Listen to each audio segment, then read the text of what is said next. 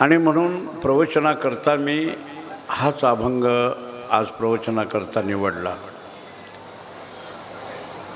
खरोखर तुम्ही आम्ही सर्व जण आज भाग्यवान आहोत। फार मोठं आपल्याला भाग्य लाभलेलं आहे। ते कुठलं भाग्य लाभलं, कशाचं भाग्य लाभलं? जीवनामध्ये काही गोष्टी भाग्यानंच प्राप्त होतात। भाग्याशिवाय कुठलीही गोष्ट व्यावहारिक प्राप्त होतच नाही।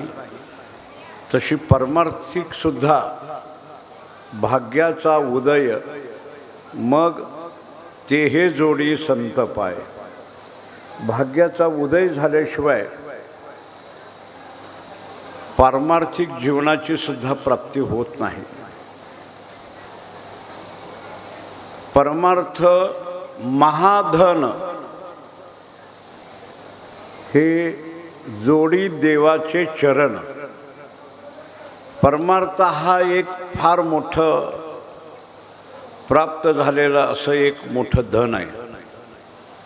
आणि हे परमार्थिक धन प्राप्ती करता याला भाग्यच उदयाला यावं लागतं। भाग्याचे नि भडसे उद्यमाचे नि मिशे, ज्ञानोबराय म्हणतात।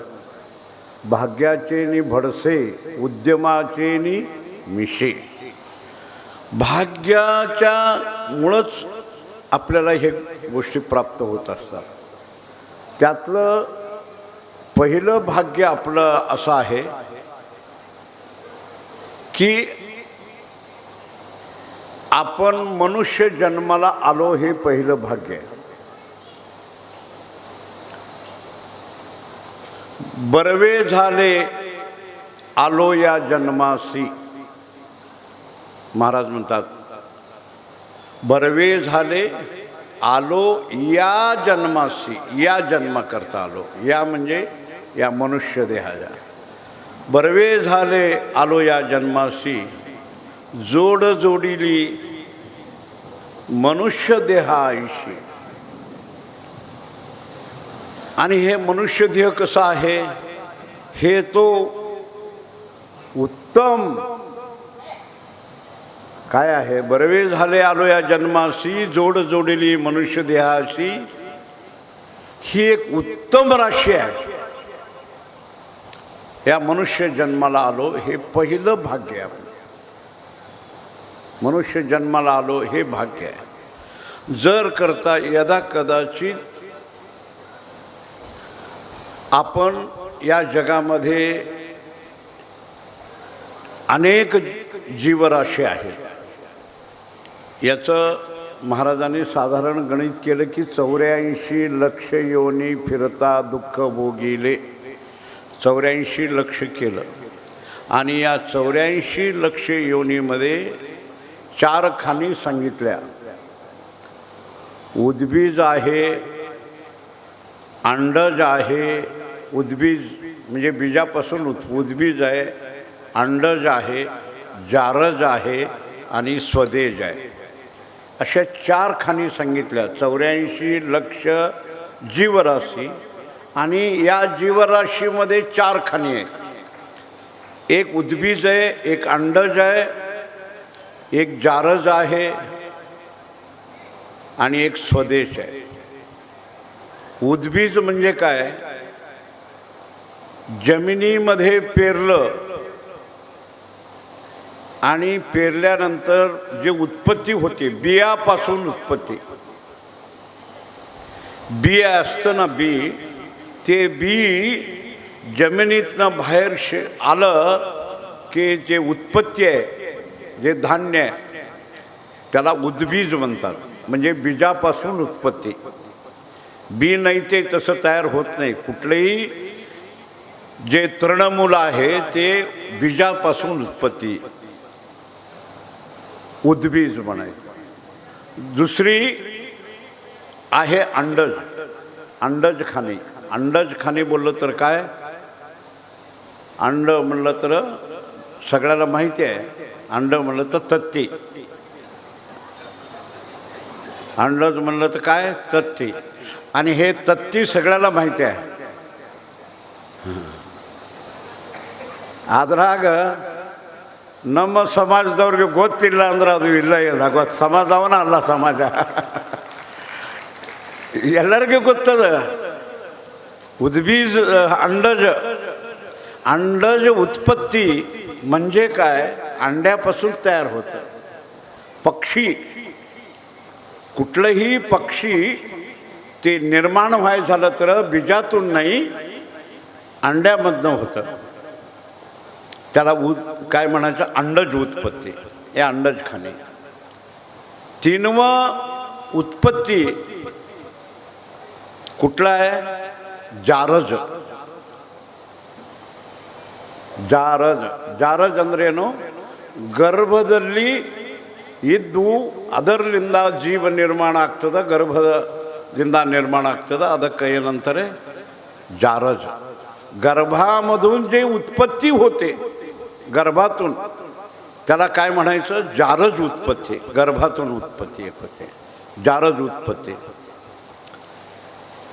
आणि शेवट चौथं उत्पत्ती आहे ते स्वदेज. स्वदेज स्वदेज स्वदेज म्हणजे काय, स्वदेज म्हणजे आपोआप उत्पत्ती. त्याला बिया नाही,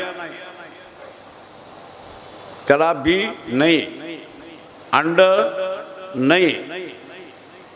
तीनवं गर्भ नाही, गर्भ नाही, अंड नाही आणि बीज नाही, पण उत्पत्ती आहे.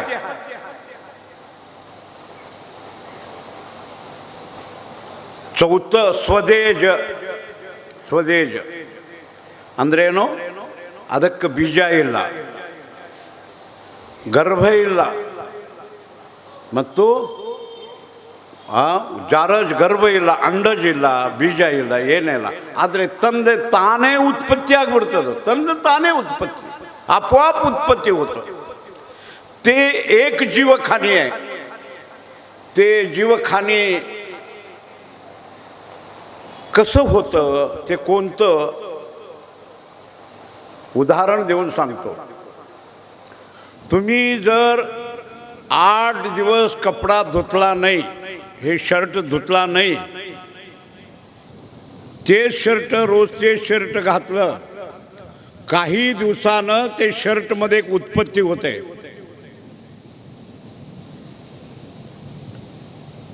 काय उत्पत्ती होते. किंवा ज्याला जास्त केस आहेत, ಕೂದಲ ಹೆಚ್ಚು ಇದ್ರೆ ಅದ್ರಾಗ ಒಂದು ಜೀವ ಉತ್ಪತ್ತಿ ಆಗ್ತದೆ. ಅದ್ರಾಗ ಒಂದು ಉತ್ಪತ್ತಿ ಆಗ್ತದೆ ಕೂದಲ ಇದ್ದವ್ರಿಗೆ. ನಮ್ಗೆ ಉತ್ಪತ್ತಿ ಆಗೋದಿಲ್ಲ, ನಮ್ಮ ಕೂದಲ ನಾವು ಪೂರ್ಣ ಬಳಸ್ಬಿಡ್ತೀವಿ.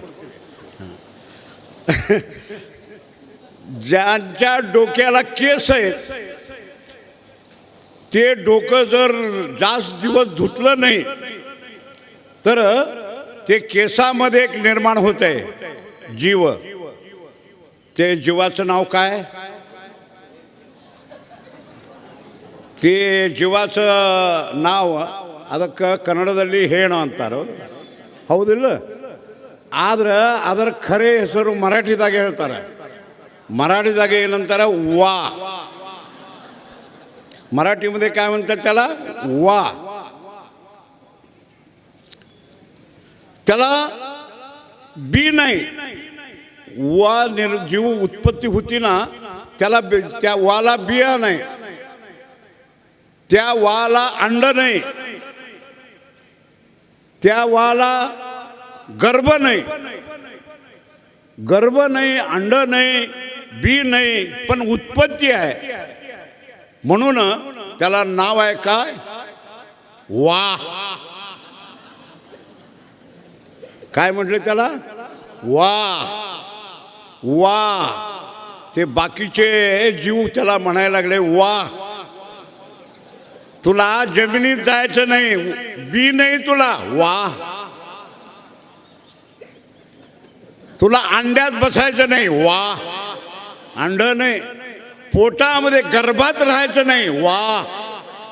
होतोही नाही, वा आपोआप जन्म होतोय म्हणून वा, त्याचं नाव वा. हे चौथं खाणी आहे. हे चारही खाणीमध्ये सगळ्यामध्ये एक नंबर उत्पत्ती म्हणजे जारज. या जारजामध्ये अनेक जीवराशी हे कशा आहेत, तर त्या जीवराशीला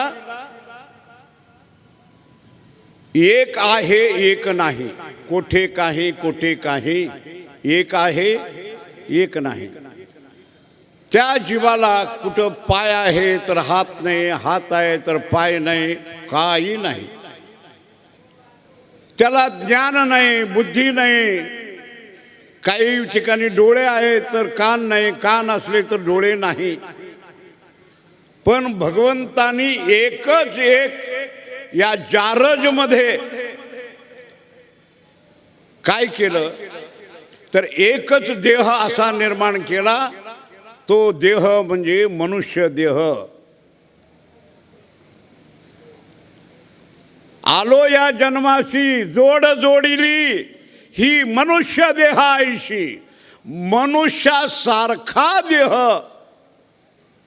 भगवंतानी निर्माण केला आणि त्या देहामध्ये आपण आता आलो. याच्या अगोदर कुठे होतो कल्पना नाही, माहिती नाही आपल्याला. आपण या जन्माला येण्याकरता किती जन्म झाला फेरा, गणित नाही जी दातारा. किती जन्म झाला, याच्या अगोदर किती जन्म झाला, कुठे कुठे जन्मलो, याला गणित नाही, म्हणजे सांगता येत नाही. पण शेवटली पाळी तेव्हा एक मनुष्य जन्म. लास्ट शेवटची पाळी हे मनुष्य जन्माची आहे. आणि आपण त्या मनुष्य जन्माला आलो, हे आपलं पहिलं भाग्य आहे. आपलं पहिलं भाग्य आहे, मनुष्य जन्माला आलो. आत्तापर्यंत झाले ते दुःख आम्ही भोगलं, पण आम्हाला आठवण नाही. देवाने एक चांगलं काम केलं, मनुष्य जन्म शेवटला दिला. पण आतापर्यंत भोगलेले जे दुःख आहे, भोगलेलं जे जन्म आहेत, त्या जन्माचा विसर पडला. आणि देवाने हा विसर पाडला, हे चांगलं केलं.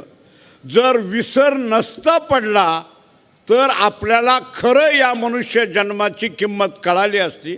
पण आपल्याला विसरलो म्हणजे आठवणची नाही. आठवण नाही आपल्याला, कोणता जन्म भोगला, काय काय केलं, कसा आलो माहिती नाही. पण जन्माला आलो हे मोठं भाग्य आहे. मनुष्य जन्माला आलो, पहिलं भाग्य.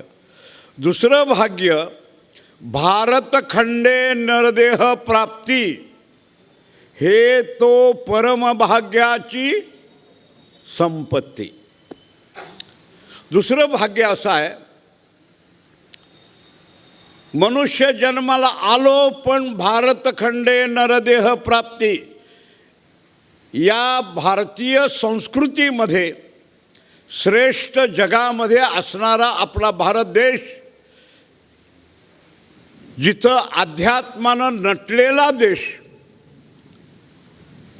पारमार्थिक देश, अशा देशामध्ये जन्मलो, हे आपलं दुसरं भाग्य आहे. जर करता आपण बाकी इतर देशामध्ये जन्मला असतो तर आपल्याला हे सर्व आनंद पारमार्थिक भोगता आला नसता. पण आता उलट व्हायला लागलं. आता तिकडे परमार्थ आहे, आपण विसरायला लागलो. आपण त्यांची संस्कृती घ्यायला लागलो, आपले संस्कृती ते घ्यायला लागले. अमेरिकेमध्ये विठ्ठल मंदिर आहेत, अमेरिकेला भजन आहे, अमेरिकेला रोज भजन करतात.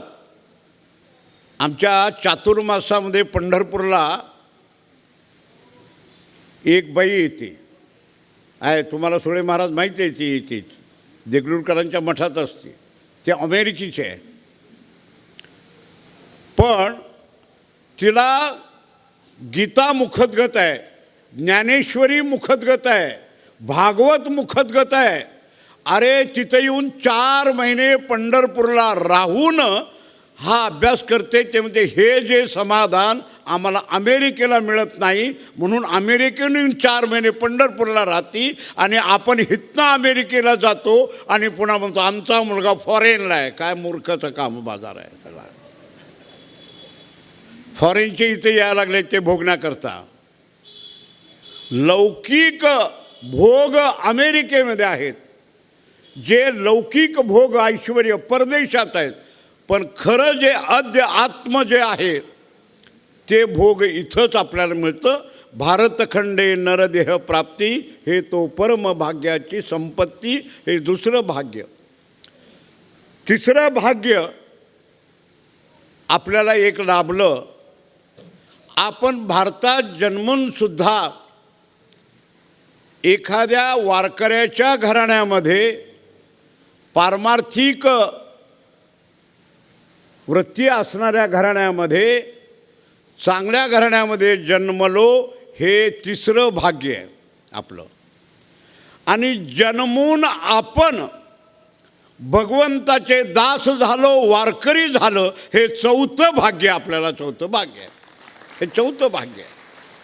ही बुद्धी येणं कठीण आहे. बाकी काही मनुष्याला लग्न करावं हे सगळ्यालाच वाटतं,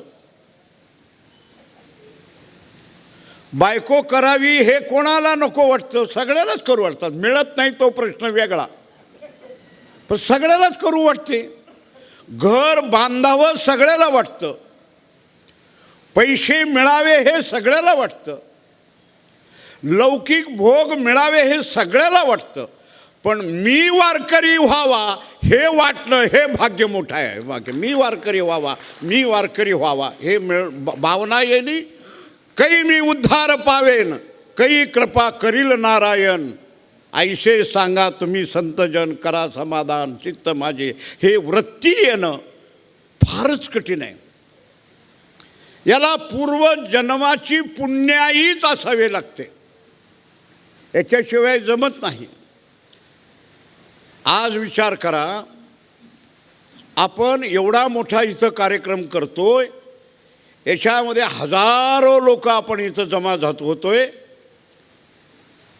पण किती लोकाला माझा उद्धार व्हावा असं वाटतं? वाटत नाही. उद्धार व्हावा तर जाऊ द्या, पण मी पारमार्थिक व्हावं असं कोणाला वाटतं का? अरे हे सद्बुद्धी येणं हे सुद्धा भाग्य लागतं.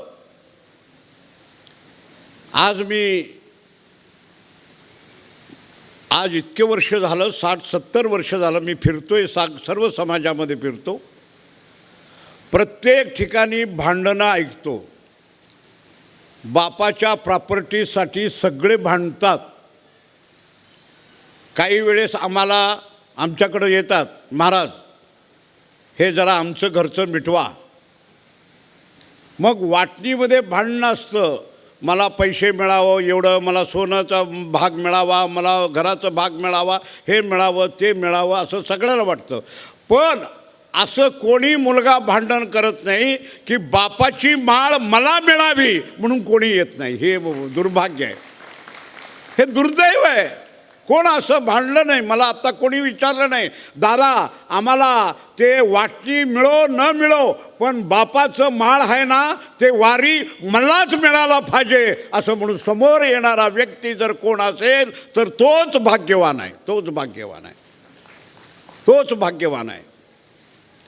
पण काय आहे, लौकिक नाशिवंत गोष्टीसाठी प्रत्येकाच्या मनामध्ये तळमळ आहे, पण अशी भावना येणं हे फार अवघड आहे.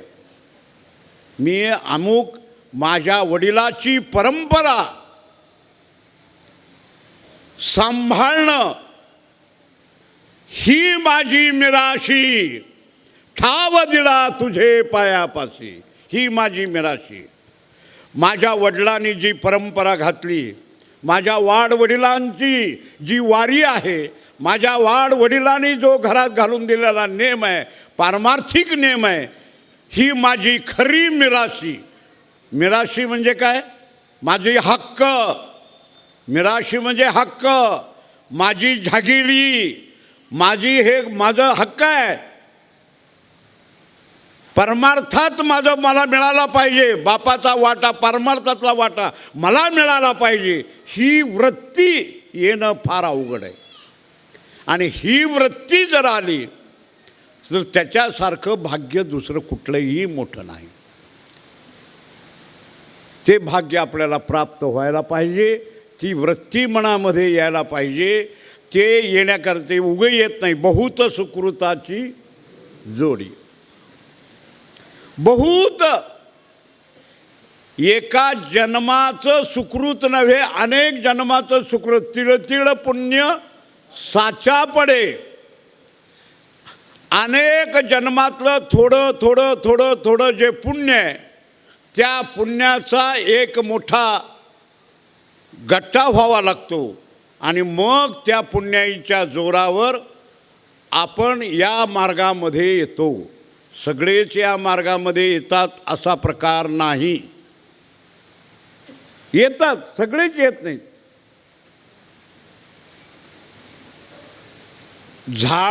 आंब्याच्या झाडाला मोहर येतो. मोहर म्हटलं कळलं ना?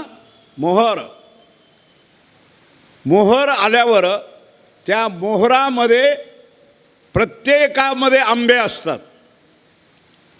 पण सगळेच आंबे तयार होतात असं नाही. ಮಾವಿನ ಗಿಡವ ಒಳಗ ಏನು ಹಣ್ಣು ಬರುವಕ್ಕಿಂತ ಮೊದಲು ಏನು ಹೂವು ಬರ್ತದಲ್ಲ, ಅದರಲ್ಲಿ ಸಣ್ಣ ಸಣ್ಣ ಮಾವಿನ ಹಣ್ಣು ಇರ್ತದೆ. ಅದರ ಪರಿಪೂರ್ಣ ಮಾವಿ ಹಣ್ಣು ಎಲ್ಲನ ಹಣ್ಣು ತಾಗ್ತದಂತ ಬರೋದಿಲ್ಲ. ಕೆಲವು ಆವಾಗ ಗಾಳಿಯಿಂದ ಇದರಲ್ಲಿಂದ ಬಿದ್ದು ಹೋಗ್ತದೆ. ಕೆಲವು ಹಣ್ಣುಗಳು ಉಳಿತದೆ. ಅದು ಹಣ್ಣು ಪಕ್ವ ಆಗೋದು ಬಹಳ ಕಠಿಣ ಆಗ್ತದೆ. ಒಂದು ವೇಳೆ ದೊಡ್ಡದ ಆದರೂ ಕೂಡ ಅದಕ್ಕೆ ಬಹಳ ತ್ರಾಸದ. ಗಾಳಿ ಬರ್ತದೆ, ಅದು ಬರ್ತದೆ. ಕೆಲವರು ಕಲ್ಲಿನಿಂದ ಒಗಿತಾರೆ, ಕೆಲವರು ಒಗೆದು ಒಗಿತಾರೆ. ಅದರಿಂದ ಕೆಲವು ಸ್ವಲ್ಪ ಹಣ್ಣು ಆ ಗಿಡಕ್ಕೆ ಉಳಿತದೆ. ಅಲ್ಲಿಂದ ಹಣ್ಣು ತಗೊಂಡು ಬಂದರೂ ಕೂಡ ಮನೆ ಒಳಗೆ ತಗೊಂಡು ಹೋದರೆ ಪೂರ್ಣ ಎಲ್ಲ ಹಣ್ಣಾಗೋದಿಲ್ಲ. ಕೆಲವರು ಅದ್ರಾಗ ಬಾದಾಗ್ತದೆ. ಅದ್ರಾಗ ಒಗೆದು ಬಿಡ್ತೀವಿ. ಹಣ್ಣು ಆಗಿ ಮನ್ಯಾಗ ಇಟ್ಟರೂ ಕೂಡ ಕೆಲವು बादागतं. आंबे झाडाला निघतात, सगळेच आंबे घरला येत नाही. त्याच्यामध्ये काही पडतात, काही जळतात, काही लोक खातात, काही टाकून देतात. घरी यायला थोडेच येतात. आणि घरी आल्यावर बी पिकवाला ठेवलं की त्याच्यामध्ये बी काय होतं, पिकवाला ठेवलं सगळे पिकत नाहीत.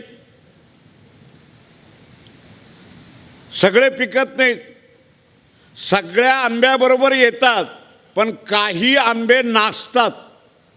कळलं का? काही आंबे नासतात.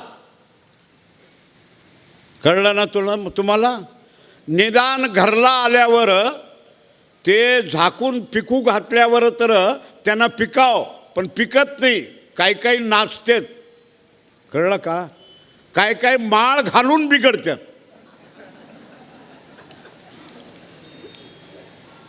कळलं का? हे नासू नये, पण ते नाचतात.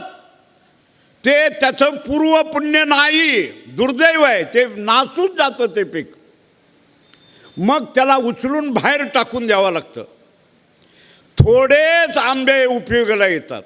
तसं मनुष्य जन्मामध्ये काही पुष्कळ जन्मतात, पुष्कळ जन्मलेले मरतात, पुष्कळ राहतात, काही शेवटला बिघडतात. आणि काहीच आंबे जेवढे आज देहूला आलेत तेवढे आंबे मात्र चांगले पक्व झालेले आहेत. बाकीचे नासले, ते तिकडे राहिलेले आहेत. हे देहूला आलेले आंबे आहेत ना, हे रसाळ आंबे आहेत. हे आंबे कसे आहेत? रसाळ आहेत, गोमटे आहेत आणि रसाळ आहेत. फळे रसाळ, गोमटे, रसाळ बी असाव आणि गोमट बी असाव. गोमट बोललं तर चांगलं राहाव, चांगलं राहाव आणि खायला त्याच्यामध्ये रस बी भरपूर राहाव. काही जगामध्ये गोमटे आहेत पण रसाळ नाही, काही रसाळ आहे पण गोमट नाही. कळलं का? फणस चांगला आहे, खायला चांगला आहे, रसाळ आहे, पण बघायला चांगलं नाही. ते फणस कसं राहत आहे? असं डबरं राहत आहे. ते काय झालं की पंढरपूरला आणलं होतं, इथं कापले की नाही की बाबा काय केलं की ते आणलं होतं येताना मला कोण की दिले होते एकटे. हां, मी बोललो देऊला घेऊन चला ह्याला, तिथं कापवा ह्याला, इथं नको त्याला तिथं कापवा. ते कसं होतं बोललं तर ते असं मोठं बी होतं, पोट मोठं, डोकं धाकटं, ते पुढे हे त्याला काय बी आकार नाही. हां, म्हणजे बघायला चांगलं नाही, खायला चांगलं होतं. खायला चांगलं आहे. काही बघायला चांगलं आहे, खायला चांगलं नाही. कडू लिंब, लिंबाचं लिंबुळे येते बघा. ಬೇವಿನ ಗಿಡ ಅದಕ್ಕೆ ಫಲ ಬರ್ತದೆ. ಅದು ನೋಡಲಿಕ್ಕೆ ಭಾಳ ಚಂದ ಕಾಣ್ತದೆ ಪಕ್ವಾದಾಗ. ಎಷ್ಟು ಚಂದ ಕಾಣ್ತವೆ ಅಂದ್ರೆ ದ್ರಾಕ್ಷಿ ಇದ್ದಂಗೆ ಆಗ ನಮಗೆ ಕಾಣಿಸ್ತದೆ. ಏನು ಅವ್ರ ಕಲರ್ ಭಾಳ ಚಲೋ ಇರ್ತದೆ ಕಲರ್ ನೋಡಕ್ಕೆ.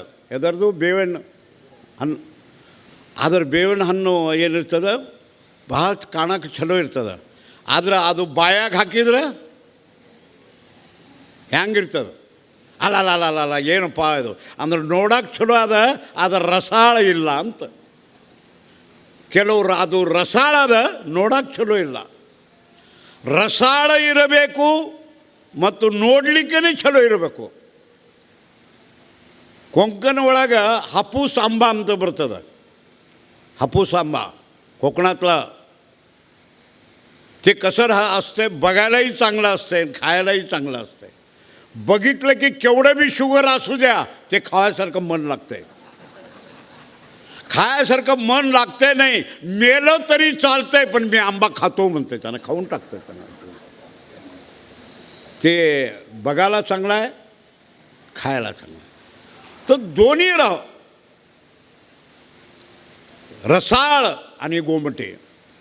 आज या ठिकाणी जे आलेत हे रसाळ आहेत आणि गोमटे आहेत.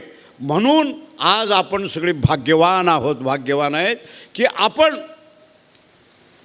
ज्या पंथामध्ये, ज्या परंपरेमध्ये आपण राहिलो, त्या परंपरेचा आपल्याला अभिमान आहे.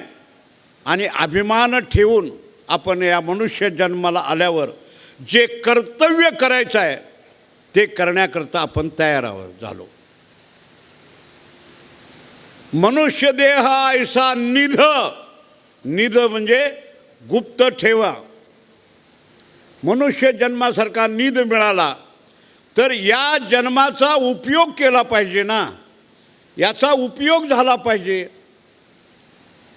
गोष्ट एखादी मिळणं हे भाग्याने येतं, पण मिळालेली गोष्टीचा उपयोग करून घेणं हेही आपल्याला भाग्यानंच मिळतं. उपयोग झाला पाहिजे ना. केवळ या मनुष्य जन्माला येऊन आहार, निद्रा, भय, मैथुन या 4 अवस्थेमध्ये जर गेलो तर काही त्याचा उपयोग नाही, काही त्याचा उपयोग नाही. या मनुष्य जन्माला येऊन काहीतरी आम्हाला लाभ झाला पाहिजे, ते प्राप्त करून घेतलं पाहिजे. त्या प्राप्ताकरता आपण प्रयत्न केला पाहिजे, ते मिळवायला पाहिजे. सहज मिळत नाही, तो सहज मिळत नाही. तर त्याला आपल्याला सहज मिळवण्याकरता प्रयत्न करावा लागतो, अभ्यास करावा लागतो, साधन करावं लागतं. मग साध्यानं साध्य होत असतं. साधन करावं लागतं. साधन म्हणजे काय? साधन करावं लागतं. आणि साधनं आज आमच्या साधू संतांनी एवढं चांगलं काढून ठेवलं. काल आपल्याला पांडुरंग महाराजांनी, पांडुरंगबुवा वैद्य, नवे महेश महाराज, उमेश महाराज यांनी सगळ्यांनी सांगितलं की या कलियुगामध्ये अत्यंत सोपं आणि सुलभ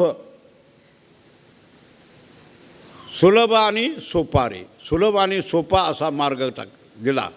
कोणता? सोपे वर्मा आम्हा सांगितले संती, टाळ दिंडी घेऊनी नाचा. सोपे वर्म, अगदी सोपं वर्म सांगितलं. टाळ घ्या, दिंडी म्हणजे विणा. दिंडी म्हणजे काय? दिंडीचा अर्थ गावात फिरायचं नाही, विणा. विण्याला दिंडी म्हणतात. ते विणा घेऊन फिरायचं त्याला दिंडी म्हणतात. विणा नाही ते दिंडी होत नाही. विणा असलं तर दिंडी, नाहीतर दिंडी नाही. तर ती दिंडी घेऊनी नाचा.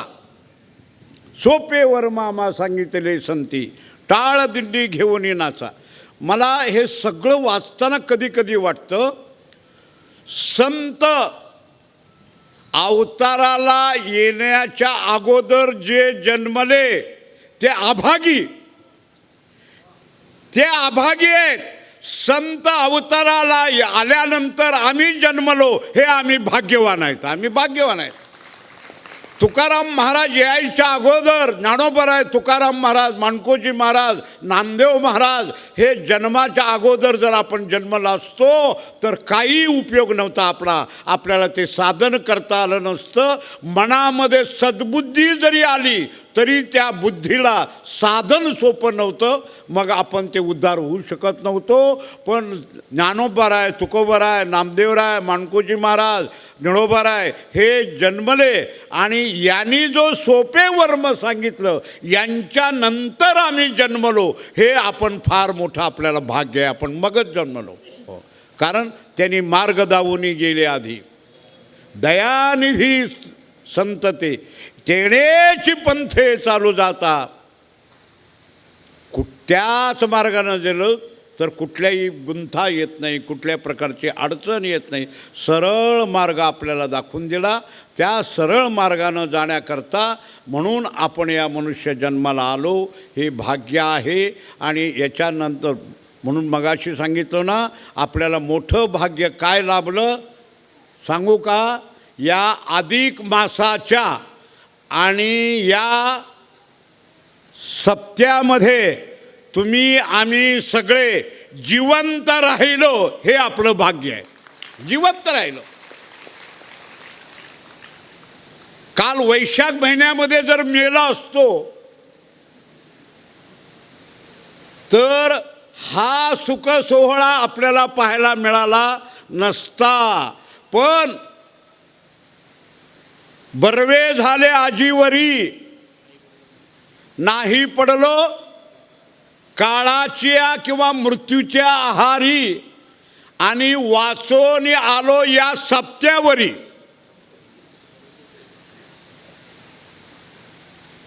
काय या सप्त्यापर्यंत वाचलो.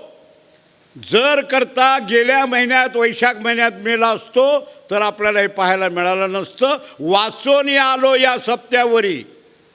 आता सप्त्यानंतर कळलं का? आतापर्यंत वाचलो, मेलो नाही हे भाग्य आहे. पण आता पुढे तुम्ही म्हणाल हे सप्त्या झाल्यावर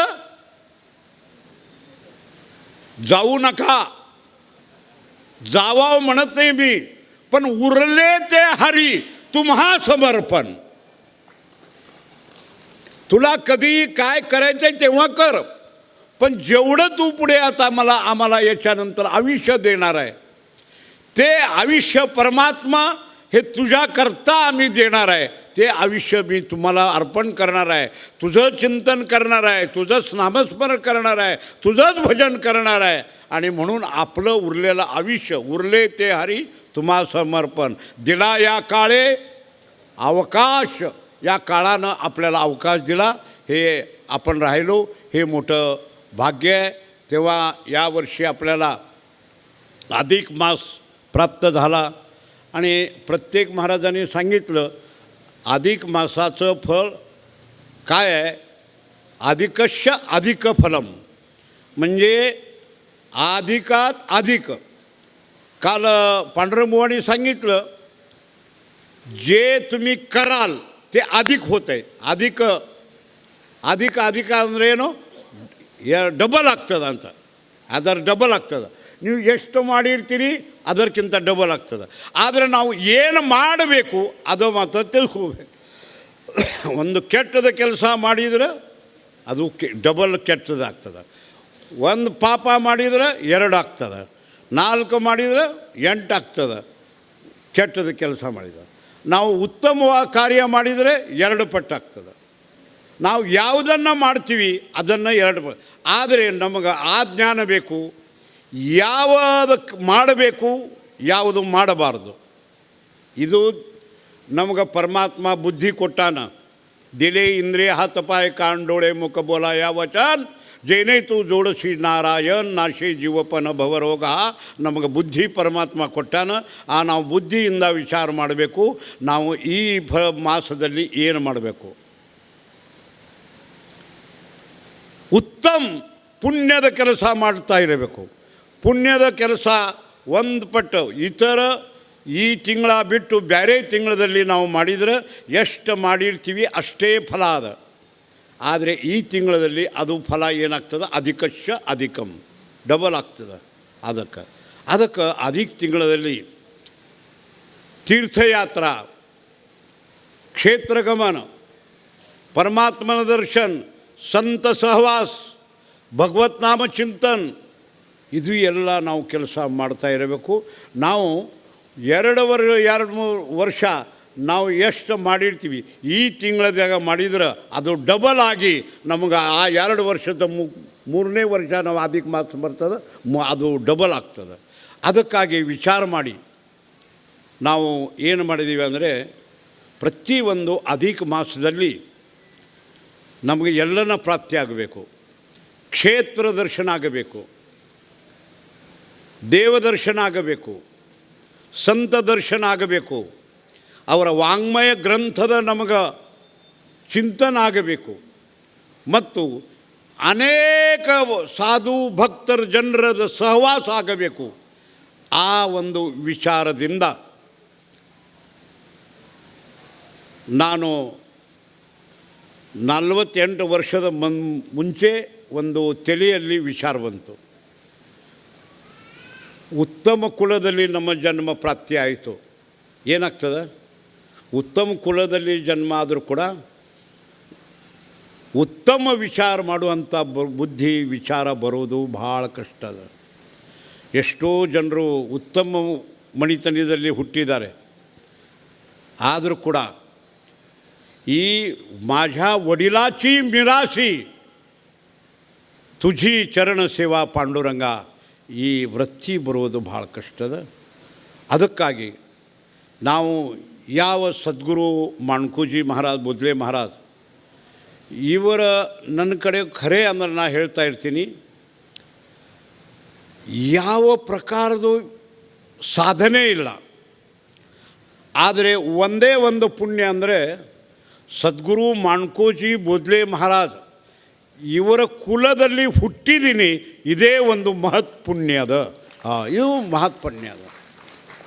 ಏನೋ ಅನೇಕ ಜನ್ಮದ ಫಲ ಇರಬೇಕು. ಆದರೆ ಈ ಕುಲದಲ್ಲಿ ಬಂದರೂ ಕೂಡ ಬರೀ ಮಹಾರಾಜ ಅಂತ ಇದ್ರೆ ಏನು ಉಪಯೋಗ ಇಲ್ಲ. ಏನು ಮಾಡಬೇಕು, ವಾಡವಿ ಮಹತ್ವ ವಡಿಲಾಂಚೆ, ವಾಡವಿ ಮಹತ್ವ ವಡಿಲಾಂಚೆ. ಆ ಮಹಾತ್ಮರ ಸಂತರ ವಾಂಗ್ಮಯ ಪ್ರಚಾರ ಪ್ರಸಾರ ಮಾಡಿ ನಾವು ಉದ್ಧಾರ ಆಗಿ ಮತ್ತೊಬ್ಬರಿಗೂ ಕೂಡ ಉದ್ಧಾರ ಮಾಡುವಂಥ ಒಂದು ವಿಚಾರ ಸದ್ಬುದ್ಧಿ ಬರುವುದು ಬಹಳ ಕಷ್ಟ. ಪರಮಾರ್ಥ ಕೇವಲ ಉದ್ಧಾರಕ್ಕಾಗಿ ಮಾಡಬೇಕಾಗ್ತದೆ.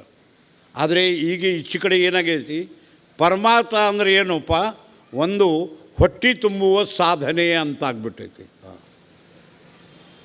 ಒಬ್ಬ ಹುಡುಗ ನನ್ನ ಕಡೆ ಬಂದಿದ್ದ.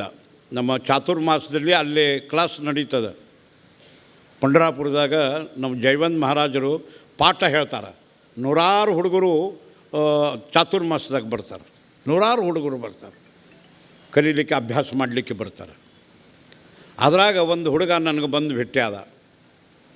ಆ ಪಾಠ ಮುಗೀತು, ನಾನು ಅಲ್ಲಿ ಒಂದು ಕಾಟ ಮೇಲೆ ಕುಂತಿದ್ದೆ. ಬಂದ ನನಗೆ ಕೇಳ, ಚಲೋ ಮೃದಂಗ ಬಾರಿಸ್ತಿದ್ದ, ಉತ್ತಮ ಕಲಾಕಾರ, ಚಲೋ ಮೃದಂಗ, ಅವನು ಅಭ್ಯಾಸ ಮಾಡಿದ್ದ.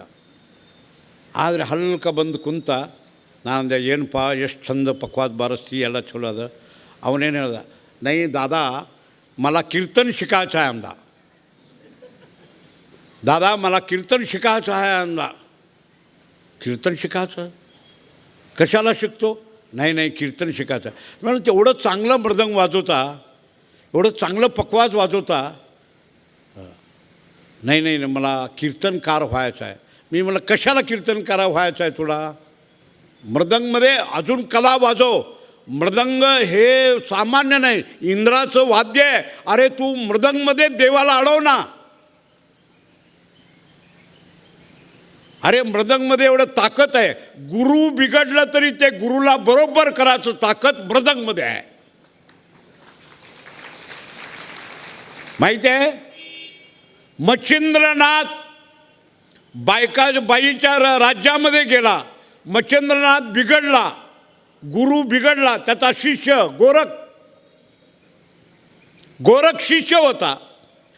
ते गुरु बिघडला, गुरुला कसं राहील ना नाव, म्हणून त्यानं मृदंग वाजवला. चलो मच्छिंदर गोरख आया. अरे मृदंगमध्ये एवढं ताकद आहे, ते सोडून तू महाराज कशाला होता? त्यानं मला काय बोलला, नाही मृदंग वाजवणाऱ्याला लई थोडं देतात पैसे, कीर्तनकाराला लई देतात मला. म्हणजे पैशासाठी कीर्तन करा शिकायचं त्याला. मी म्हणलं, तुला पैसे मिळवासाठी कीर्तन करा झालं तर जयवंत महाराजाकडं 4 वर्ष अभ्यास केलं तर मी तू कीर्तनकार होत नाही. माझ्याकडे ये, तुला 2 दिवसात कीर्तन करतो, तुला तयार म्हणलं. ये इथं तुला शिकवतो ಬೇಟೆ. ಅಂದ್ರೆ ಏನು? ಪರಮಾರ್ಥ ಎದಕ್ಕಾಗಿ ಇದು ಪರಮಾರ್ಥ? ಎದಕ್ಕಾಗಿ ಕೀರ್ತನೆ, ಎದಕ್ಕಾಗಿ ಭಜನೆ, ಎದಕ್ಕಾಗಿ ದಿಂಡಿ? ಇದರ ಮೂಲ ಕಾರಣವೇ ನಮ್ಮ ಮರ್ತು ಬಿಟ್ಟಿವಿ ನಾವು. ಇದರ ಮೂಲವೇನದ? ಫಾಯ್ದೆ ಏನೋ? ನಮಗೆ ಫಾಯ್ದೆ ಇದೆ ಒಂದು ಗೊತ್ತು, ಕಾಯಿ ತಳಗ ಒಂದು ಪಾಕೆಟ್. ಇದೇ ದೃಷ್ಟಿ ನಮಗಾದ. ಮೂಲಭೂತ ಅದ ಅಲ್ಲ. ಮೂಲ ನಮ್ಮ ಜೀವನದ ಕೃತಾರ್ಥತ, ನಮ್ಮ ಜೀವನದ ಉದ್ಧಾರ, ನಮ್ಮ ಜೀವನದ ಧನ್ಯತಾ, ಇದೇ ಮುಖ್ಯವಾಗಿ. ಕೀರ್ತನ ಸಾಮಾನ್ಯ ಇಲ್ಲ. ನಾನು ದಿವಸ ನೋಡ್ತೀನಿ ಎಷ್ಟೋ ಜನ ಕೀರ್ತನ ಟೈಮ್ಗೆ ಇವತ್ತೇನು ಅಡ್ಡೆ ಇಲ್ಲ, ಇವತ್ತೇನು ಆರಾಮ್ ಹೊರಗೆ ಕುಂದ್ರಕ್ಕೆ ಜಾಗ ಇಲ್ಲ, ಮಳೆ ಬಂದುಬಿಟ್ಟೈತಿ. ಇವತ್ತು ಗದ್ದಲ ಫುಲ್ ಆಗ್ತದೆ, ಇದು ಮಂಟಪ ಫುಲ್ ಆಗ್ತದೆ. ಪ್ರತಿ ದಿವಸ ಅಲ್ಲಿಂದ ಎಬಸ್ಬೇಕಾಗ್ತದೆ. ತಡ ಆತ್ಮಸ ಕೀರ್ತನ ಮರ್ಯಾದೆ ಅದ. ಕೆಲವರು ಏನು ಮಾಡ್ತಾರೆ, ಕೀರ್ತನವು ಕುರ್ಚಿಗಳು ಹೀಗೆ ಹಾಕಿ ಕುಂತಿರ್ತಾರೆ. ಅವ್ರಿಗೆ ಕಾಲು ಚಲೋ ಇರ್ತಾವೆ, ಅಲ್ಲಿಂದ ಓಡ್ಕೋತ ಬರ್ತಾರೆ. ಬಂದು ಕೂಡಲೇ ಇಲ್ಲಿ ಕುರ್ಚಿ ತೊಗೊಂಡು ಕುರ್ಚಿ ಮೇಲೆ ಕುಂದಿರ್ತಾನೆ. ಜವಣಾಲ ಚಲ ಅಂದ್ಕೊಂಡು ಕುರ್ಚಿಗಳಿಂದ ಓಡ್ಕೋತ ಹೋಗ್ಬಿಡ್ತಾನೆ. ಆದರೆ ಕೀರ್ತನ ಕೇಳೋ ಟೈಮ್ ಮಾತ್ರ ಕುಂದಿರ್ತಾನೆ ಅವ ಕುರ್ಚಿ ಮೇಲೆ. ಯಾಕೆ? ಇದು ಏನು ಮರ್ಯಾದೆ ಗೊತ್ತಿಲ್ಲ. ಕೀರ್ತನ ಮರ್ಯಾದೆ ಇಲ್ಲ. ಕೀರ್ತನಕಾರರ ಮುಂದೆ ಹೇಗೆ ಕುದುರಬೇಕು, ಅವ್ರ ಮುಂದೆ ಹೇಗೆ ಇರಬೇಕು.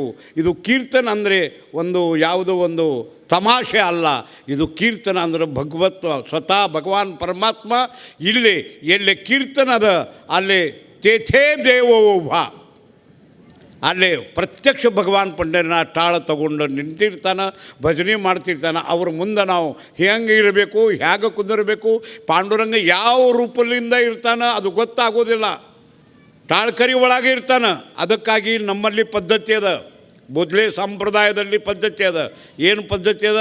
ನೀವು ಬೇಕಾದ್ರೆ ನನಗೂ ನೋಡಿರಬೇಕು. ಈಗ ಜಯವಂತರಿಗೂ ನೋಡ್ತೀರಿ, ಯಶವಂತರಿಗೂ ನೋಡ್ತೀರಿ. ನಾವು ಕೀರ್ತನೆ ಮಾಡೋಕ್ಕಿಂತ ಮೊದಲು, ಈ ಶೈಲೆ ಕಟ್ಟೋಕ್ಕಿಂತ ಮೊದಲು ಹಿಂದೆ ನಮಸ್ಕಾರ ಮಾಡಿ ಮುಂದೆ ನಮಸ್ಕಾರ ಮಾಡಿ ಎಲ್ಲ ಟಾಳ್ಕರಿಯವ್ರಿಗೆ ನಮಸ್ಕಾರ ಮಾಡ್ತೀವಿ. ನಮ್ಮಲ್ಲಿ ಇದು ಪದ್ಧತಿ ಯಾಕದ ಅಂದರೆ ಈ ಟಾಳ್ಕರಿ ಒಳಗೆ ಪಾಂಡುರಂಗ ಪರಮಾತ್ಮ ಯಾರ ರೂಪಲ್ಲಿಂದ ತಾಳು ತೊಗೊಂಡು ನಿಂತಿರ್ತಾನೆ ಆ ಪಾಂಡುರಂಗನ ನಮಸ್ಕಾರ.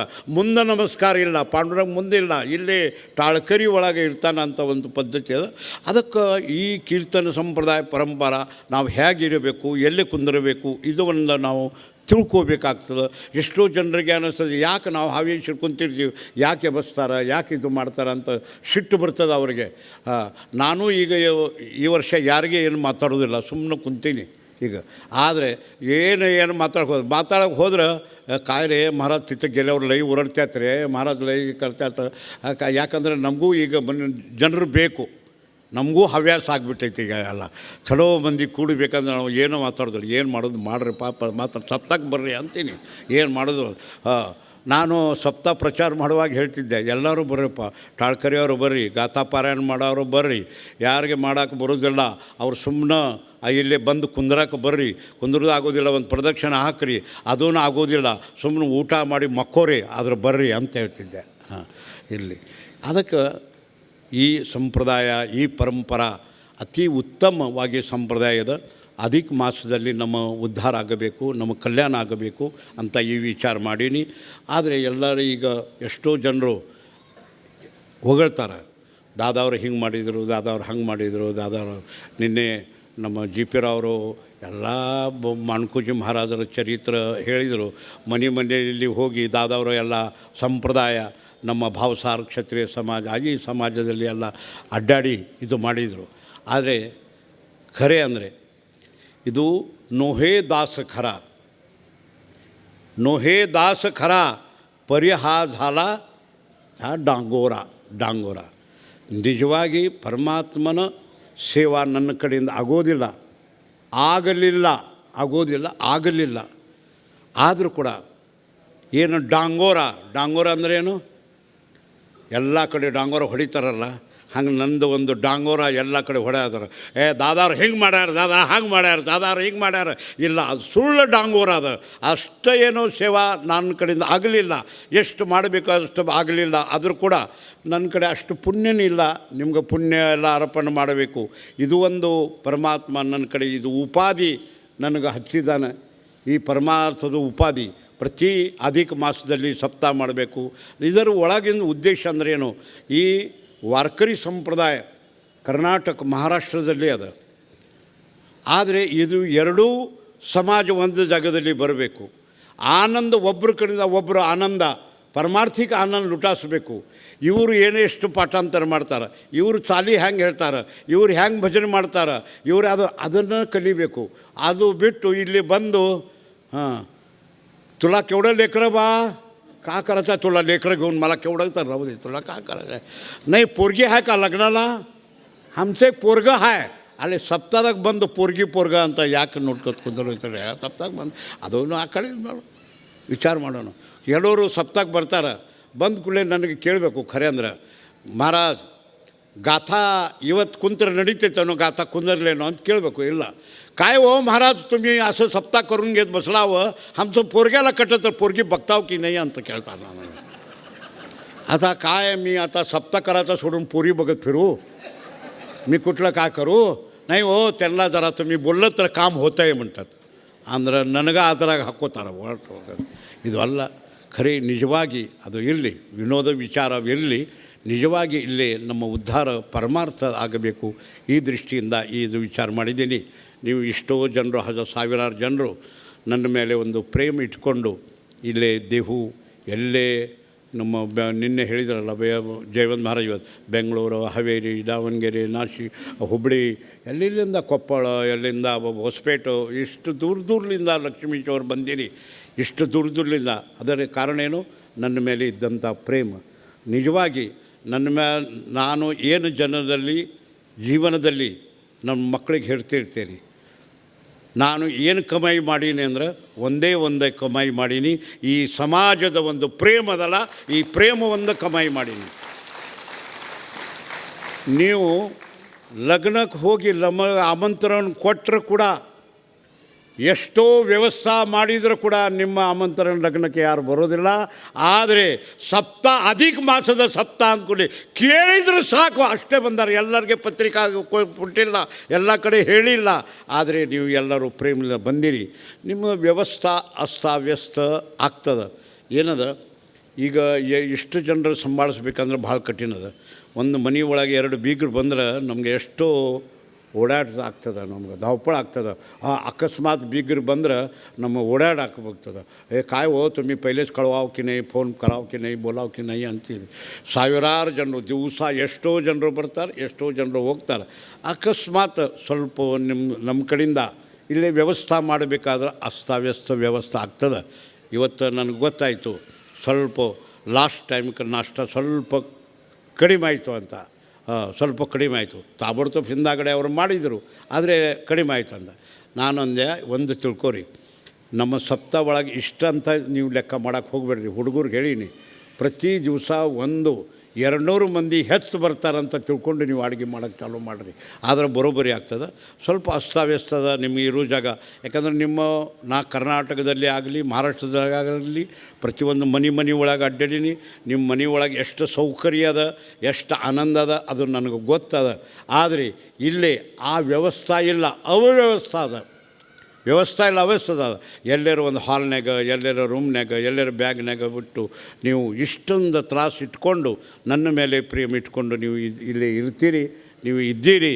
ಇದೇ ಒಂದು ನನ್ನ ಮೇಲೆ, ನನ್ನ ಸಂಪ್ರದಾಯ ಮೇಲೆ, ನಮ್ಮ ಮನೆತನದ ಮೇಲೆ ನಿಮ್ಮದು ಏನು ಪ್ರೇಮದ, ಆ ಪ್ರೇಮಕ್ಕೆ ನಾನು ಸಾಷ್ಟಾಂಗ ದಂಡವತ್ತು ನಾನು ಹಾಕ್ತೀನಿ.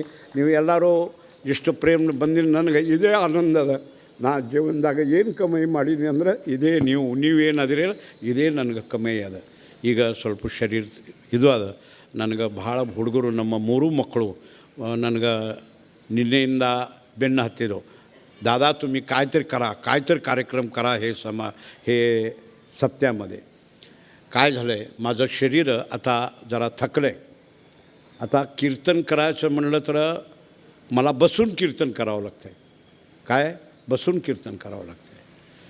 पत्रिका प्रिंट करताना मी आमचं 3ही मुलाला सांगितलं, माझं कीर्तन तुम्ही छापू नका, माझं कीर्तन ठेवू नका. ते म्हणले का दादा, तुमचं कीर्तन नाही ते तुम्हीच असं कसं काय? नाही.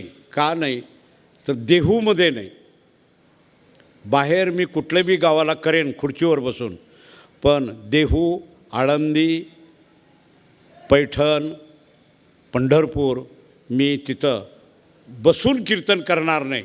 का? ते अधिष्ठान आहे, त्यांच्यासमोर मी बसून कीर्तन करायचं मला नको आहे. म्हणून मी त्यांना म्हणलो माझं कीर्तन ठेवायचं नाही, मी कीर्तन करणार नाही. मी देहूला करणार नाही, आळंदीला करणार नाही, कुठेही करणार नाही. क्षेत्र कुठं आहे, पंढरपूरला सुद्धा अधिक मास एवढं सप्ते चालू आहे, सगळे फडकरी मला बोलतात. मी म्हणलो नाही. तर नाही दादा तुम्ही बसून करा.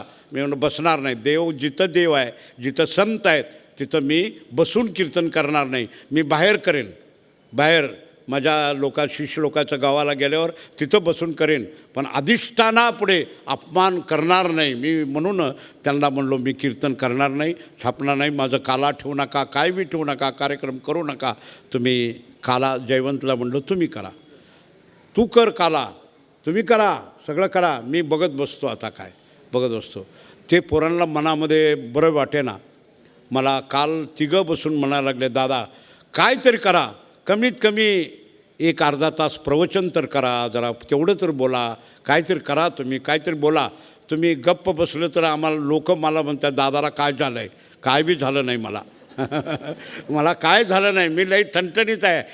पण क्षेत्र असल्यामुळं मला ते क्षेत्राचं तुकाराम महाराजच्या समोर मी बसून बोलणार नाही, बसून कीर्तन करणार नाही. म्हणून हे करता मी आज काय केलं, बरं ठीक आहे तुमचं इच्छा आहे तर ते प्रवचन करतो. आता थोडं बाहेर कीर्तनाला मी कमी केले.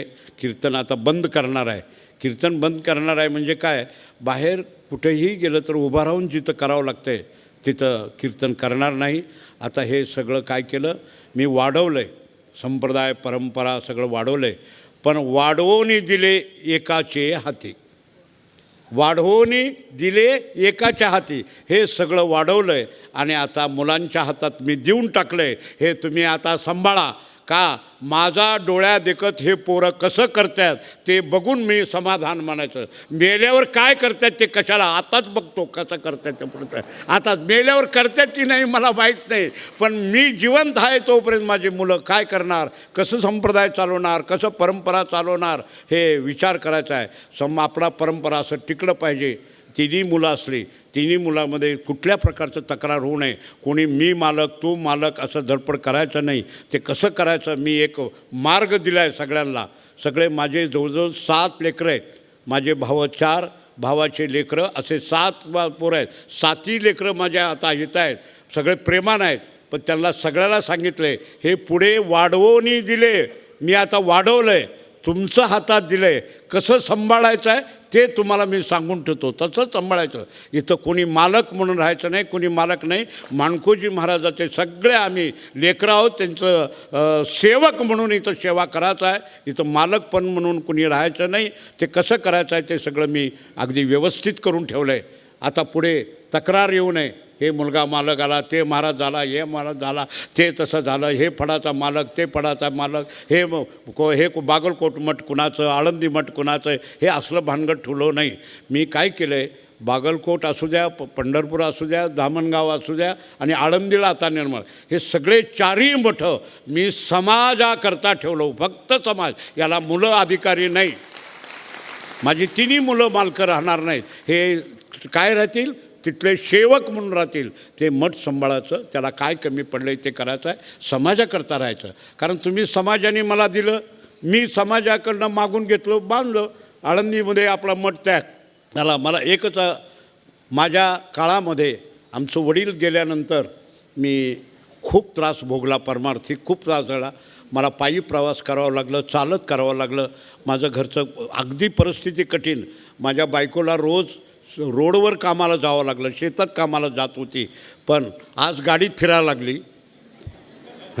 तेव्हा रोज लोकांच्यात कामाला जात होती काय, पण आज वैभव दिलं हे माणकोजी महाराज. आणि माझी ज्याची खरी सेवा त्याच्या भय काय जीवा, ज्याचं खरं सेवा आहे ते सेवेचं फल चांगल्या रीतीनं आता मिळालेलं आहे. पण हेच कार्यक्रम चांगल्या रीतीनं पुढे टिकावं, कसं ठेवावं, काय करावं, याचं रात्रंदिवस माझ्या डोक्यामध्ये चिंतन आहे. हे असंच परमार्थ लाव. फक्त याचा फळाचा मालक माणकोजी बोधले महाराज आहेत. ते महाराज मालक आहेत, ते महाराज सगळं चालवणार आहेत. त्यांच्या आज्ञेनं हे सगळं परंपरा चालेल.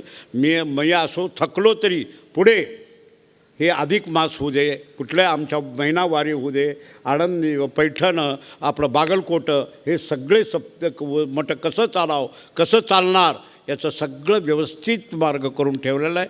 त्याप्रमाणे तुम्ही सगळे मालक आहात त्याचे. ह्या फडाचे मालक तुम्हीच आहेत. मालक आमच्या घरातले नाहीत, सगळे तुम्ही मालक आहे त्या फडाचे. तुम्ही आहे तर मी आहे, तुमचेही बरा दिसत असे. पांडुरंग म्हणतो तुम्ही भक्त आहे म्हणून मी देव आहे, तुम्ही जर नसला तर मी देव होऊन काय कराय. तसं फडाचं मालक तुम्ही असलं तर फडाचा मालक, नाही तर मालक काय करावं. कोण नाही जवळ आलं, भक्त जवळ नाही आलं तर मालक काय करायचं आहे. मालक पण नको, त्यापेक्षा आपणच सेवाधारी व्हावं हे अंतःकरणाची इच्छा ठेवून मी सेवेला आता पूर्णविराम. माझ्या बी लक्षात येईना कीर्तन आहे आता, होय कीर्तन येईना, मी सेवेला पूर्णविराम देतो. पुंडलिक वरदे हरी विठ्ठल. कुणाला धाडस होईना सांगावं पुरे करा म्हणून, चोपदार बी येईना. झाला ज्ञानदेव विठाल विठाल विठाल विठाल.